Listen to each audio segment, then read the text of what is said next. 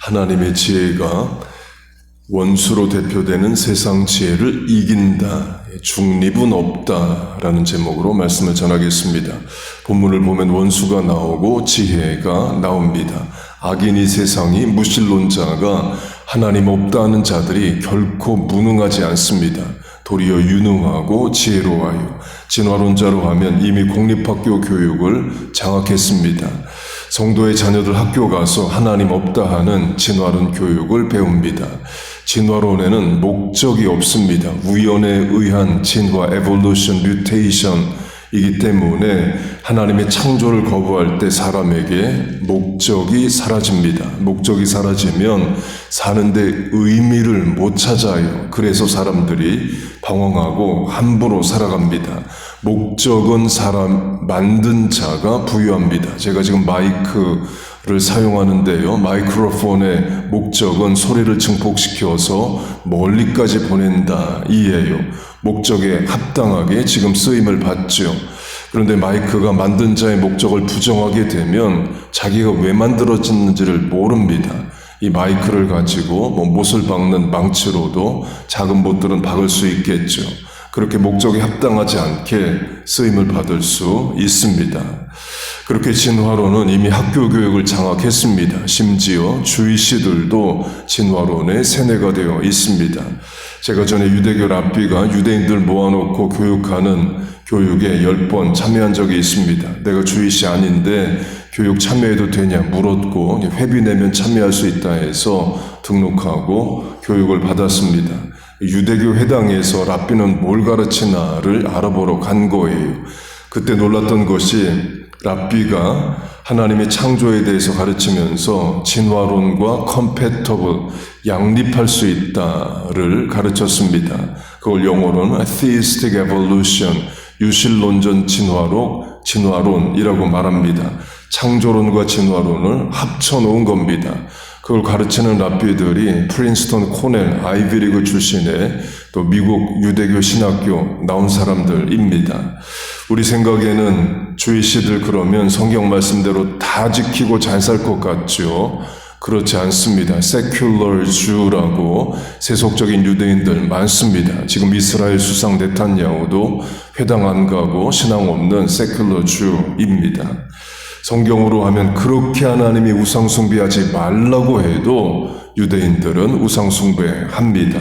하나님이 선지자를 보내면 선지자를 죽입니다. 그래서 하나님의 아들을 직접 보냈더니 어제 강조한 대로 악한 지혜를 동원해서 예수님을 죽입니다.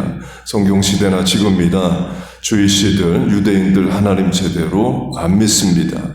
유대인들은 성경의 절기를 지키는데 문화로 명절로 지키는 차원이 큽니다. 그러면서 성경 말씀은 몰라요. 대표적인 예가 그 교육대 랍비가 물었습니다. 부림절, 푸림이 뭐하는 날이냐? 주이시들 답했습니다. 선물을 주고받는 날입니다. 성경에 그렇게 나옵니다. 이어서 랍비가 물었습니다. 부림절이 성경 어디 나오냐? 한 명도 답을 못했습니다. 에스더서에 나오죠. 우리식으로 하면 예수님이 십자가와 부활이 성경 어디 나오냐 물으면 그 마테마가 누가 요한에 있는 걸 모른다와 같습니다. 세상 지혜, 악한 지혜를 강조하는 겁니다. 우리가 정치적 중립은 지킬 수 있습니다. 교회가 목사가 설교 시간에 정부의 하는 일을 일일이 다 판단하고 평가 안 할 수 있습니다. 그러나 사상적 중립, 가치관 중립은 없습니다. 하나님의 창조냐 진화론이냐에서 교회가 성도가 나 중립하겠다. 그럴 수 없다는 겁니다. 창조론도 아니고 진화론도 아니다. 그게 죄입니다. 열왕기상의 아합 시대의 이스라엘이 그랬습니다. 아합은 북왕국 최대의 악한 왕입니다. 열왕기상에 19명의 북왕국 왕이 나오는데 열왕기상의 3분의 1의 분량이 아합에 대한 이야기입니다. 그만큼 죄가 많고 큽니다. 대표적 죄는 우상숭배입니다. 그때 선지자 엘리야가 홀로 하나님의 편에 서서 영적 물리적 싸움을 합니다. 하늘에서 불이 내린다. 재물을 태운다는 영적인 일과 지면 다 죽는다. 물리적인 전쟁을 해요. 갈멜산에 모인 백성들에게 엘리야가 먼저 묻습니다. 하나님의 편에 설 거냐? 우상 숭배할 거냐? 어느 때까지 머뭇거릴 거냐? 이제 양자 택일하라 말합니다. 그때 백성의 반응은 They were silent. 그들이 잠잠하니라 이에요. 중립, 뉴트럴 존에 있겠다는 거죠. 왜? 누가 이길지 확신이 없는 겁니다. 하나님이 이길지 바알이 이길지 모르겠으니까 일단 결과를 보겠다는 거예요. 이기는 편 우리 편과 같습니다. 하나님의 백성이 하나님에 대한 믿음이 없습니다. 그게 그런 중립이 난 하나님 편도 아니고 바알 편도 안 들겠다. 그게 죄인 거예요. 동성애로 하면 성경이 동성애만 정죄하는 게 아닙니다. 간음, 음란, 사기, 살인 다 정죄합니다. 동성애든 간음이든 나는 판단하지 않겠다. 중립이다. 그게 죄입니다. 진화론과 하나님의 창조에 대해 중립이다. 그게 진화론 편을 드는 거예요. 중립의 이름으로 악한 지혜가 우리를 미혹합니다. 미국의 Church and State Separation, 정교 분리, 재정 분리도 마찬가지입니다. 교회와 국가는 서로 간섭하지 말라로 주로 아는데 원래는 그 목적이 아닙니다. 정부는 교회의 신앙에 간섭하지 말라를 말합니다. 16세기 독일에서 종교개혁이 시작되고 17세기 영국도 종교개혁을 합니다. 영국의 종교개혁의 특징은 로마 교황청으로부터는 독립을 했는데 영국 왕이 영국 교회의 수장이 됩니다. 교회 정치나 행정이 천주교 비슷합니다. 정치와 교회가 연결되어 있어요. 그리고 청교도를 핍박합니다. 이 당시 영국 성공회는 교구, 페리쉬 제도가 있었습니다. 쉽게 말하면 뉴저지 목사는 뉴욕에 가서 설교를 못합니다.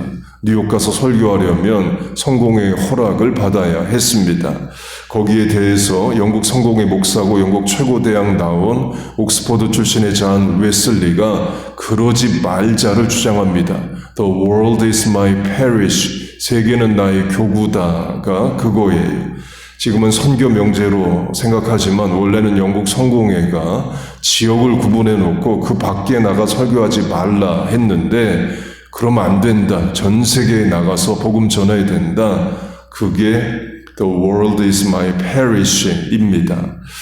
웨슬리는 정식 성공회 목사고 옥스퍼드 출신이라 성공회에서 웨슬리를 감옥에 가두고 그러지는 않습니다. 그러나 구두수선공 출신의 신학교육도 받지 않은 존 웨슬리, 철로역정의 저자하고 청교도인 존 버년, 철로역정의 저자고 청교도인 존 버년의 경우는 영국 성공회가 감옥에 가둡니다. 설교를 허락한 적이 없는데 길거리에서 설교하고 전도한다는 이유로 감옥에 가둬요. 그 세월이 13년입니다. 그 13년 동안 아내 죽고 소경으로 태어난 첫 딸 죽습니다. 그렇게 청교도들이 핍박을 받았으니까 도저히 영국에서 못 살겠다 해서 미국으로 온 거예요. 그렇게 미국에 온 청교도들은 이제 정부는 교회에 개인의 신앙에 간섭하지 말라를 제도화합니다. 그게 Church and State Separation입니다. 교회가 정부가 하는 일에 입을 닫겠다가 아니라 정부는 교회에 간섭하지 말라를 말합니다. 그렇게 Church and State Separation은 교회의 자유, 신앙의 자유를 위해 만든 겁니다. 그걸 세상이 세속 정부가 세상 권세가 악한 지혜로 사용을 하죠. 교회는 정부가 하는 일에 아무 말 하지 말라로 말합니다. 물론 교회가 정치를 하지 않습니다. 그렇다고 교회가 정치에 대해서 입 다물고 있으라는 아니에요. 대표적인 신학이 존 켈빈, Reformed Theology의 아버지인 켈빈 신학입니다. 청교도 신학도 결국 켈빈 신학이에요.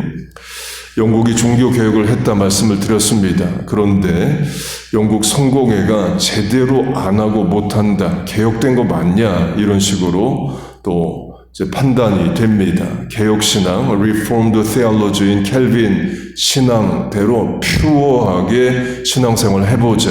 그게 퓨리탄 청교도입니다. 그래서 청교도 신학은 켈빈 신학입니다. 칼빈 신학이 스코틀랜드 가서 미국 온 것이 미국 장로교회고, 칼빈 신학이 네덜란드 가서 미국 온 것이 우리 교회가 속한 Reformed Church in America입니다. 켈빈 신학의 특징 중 하나가 Civil Disobedience, 시민 불복종이란 개념을 신학화하고 가르쳤습니다. 정부가 교회를 핍박할 때, 우상숭배 강요할 때 교인들은 불복종하라 이에요.